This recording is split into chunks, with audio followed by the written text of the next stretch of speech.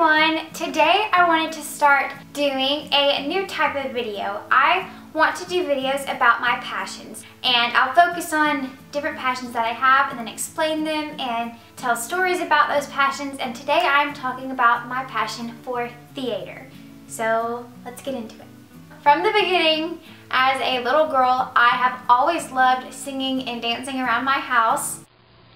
Hello, my name is Lydia, and I am going to be singing Naturally by Selena Gomez. Hope you like it.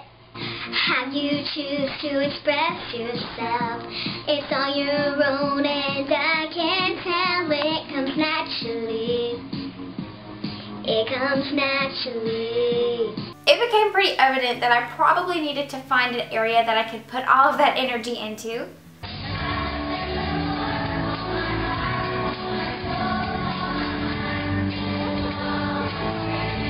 When I went to an elementary school, I was in chorus class. I always enjoyed trying out for solos in chorus class or learning the dance moves for the different songs. When I was in 5th grade, my mom told me about an audition for The Little Mermaid that was coming up in a town that was close to us.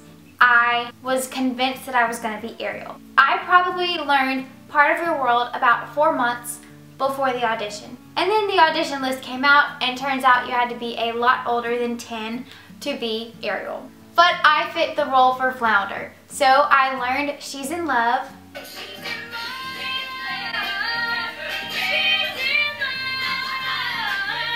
So I sang that around my house all the time leading up to that audition. The day of the audition came and I was freaking out.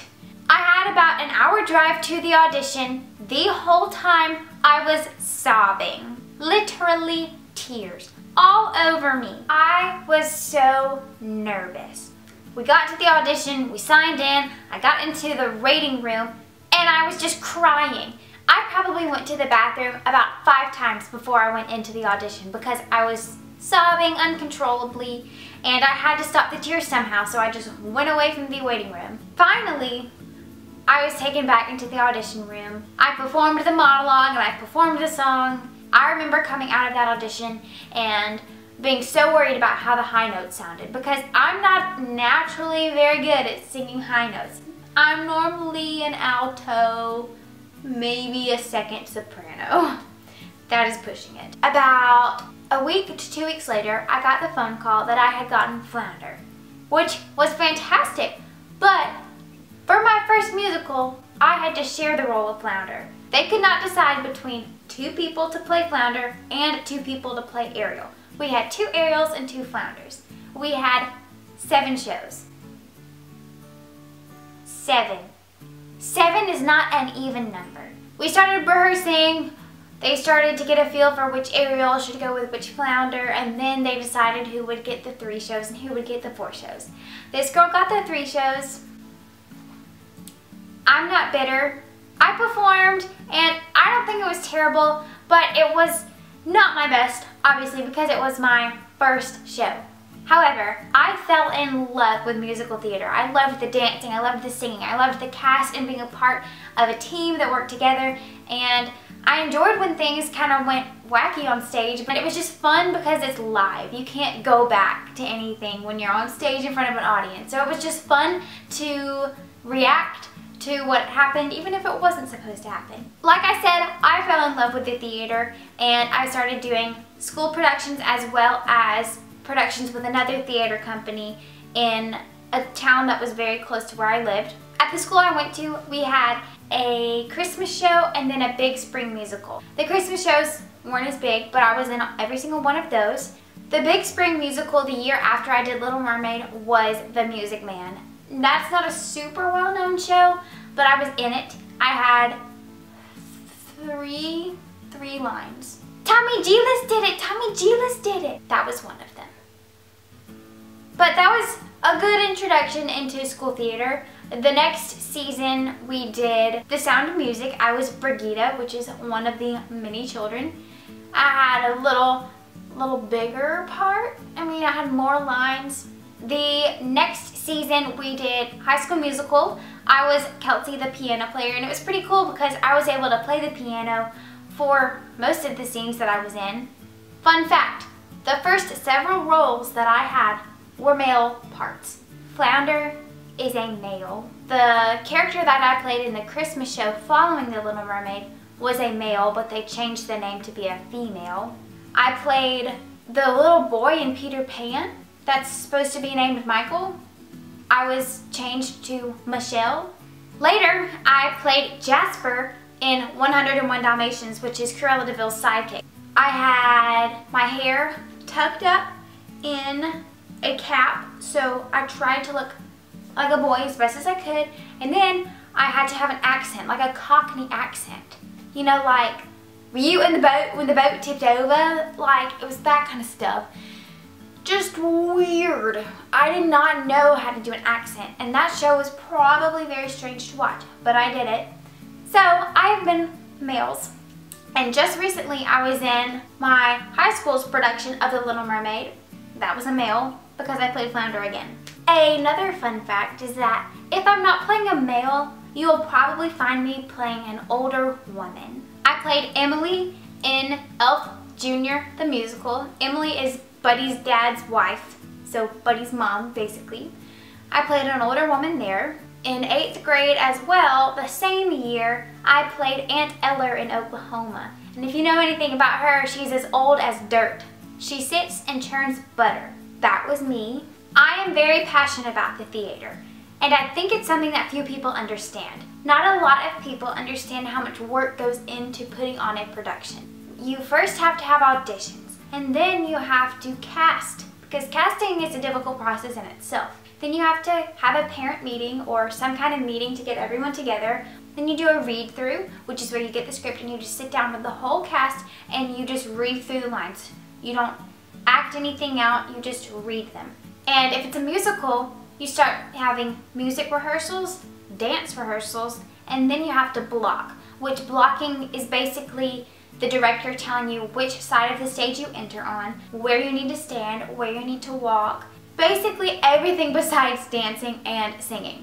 This past year at school, we cast our spring musical in the end of August, I'm pretty sure. We performed that show in April. That is a long time, August to April, to be thinking about one show. It's insane. And we would wake up early in the morning to go dance, or we would come into our first period class sweating because we were dancing so hard. And if I was doing a production outside of school, we would rehearse on the weekends and we would rehearse at nighttime on top of doing school as well. So after all the rehearsing, you have show week or tech week, which most people call heck week. Tech week is when you put everything together. You have your costumes on, you have your mics on, you have the sound system working, hopefully working. The lights are on stage, every prop should be set out, the curtains should be working. Super stressful week, not much sleep, not much food, crazy. And then it is opening night. Everyone's nervous energy just gets pushed out on stage, and it's probably the best show you have. It is pretty hard to do a show, and few people understand that. And it's super frustrating for people that are in theater, because theater to me is looked down upon, and it shouldn't be. I've asked a lot of people, are you coming to the show this weekend? And they'll say, no, I'm not going to be able to come. I'm sure they're able to come, they just don't think it's important. A lot of people put more focus on athletics in a school rather than fine arts. And I know athletics are super important. I'm super passionate about athletics as well, and that's another video in itself. But theater is something that gets overlooked, and it's pretty sad. And I just think people should be more aware of how much hard work is put into the show. And it is definitely not all about the actors on stage. We have crew backstage, we have crew at the sound system, we have directors, we have parents that have put in hard time and money for the costumes and for their children to be able to make it to rehearsals. Everything is encompassing, and it all makes one great show. I just want to make that very clear that if you ever have a chance to go to your school's production or your church's production, please make it a priority, because people spend so much time on the show, and it is very difficult when there's not many people in the audience. And please Do not get up in the middle of the show. That is disrespectful, unless it's an emergency. It is very disrespectful to get up in the middle of a show. And finally, I want to talk about the meaning of theater to me. I like theater because it brings joy to others. It makes people feel emotions. It can distract them from the bad things in their life. If they are watching a show for an hour and a half, it takes their mind off of what's going on in their life, and they can be transported into this new world and get involved with new characters. And I think that's super exciting, and it's super fun to watch people get so interested in another person's life, and then afterwards it's like, wow, that really puts my life into perspective as well. I do theater because I want people to feel joy, and I want people to get fired up about something in that show. And I think that's super cool that we can do that just by acting out scenes and singing and dancing. That is one of my many passions, and I hope you enjoyed learning about the theater and my experience with theater. 1 Thessalonians 5:11 says, "Therefore encourage one another and build each other up, just as in fact you are doing." Performing in theater productions is a way that we can encourage others and build each other up. We can distract people from bad things in their life and bring joy to them for that one moment, and that can mean so much. I hope you enjoyed this video, and please don't forget to go to theater productions and maybe try to be involved in one if you can. And I hope you have a wonderful day and be a blessing to others today. Bye guys.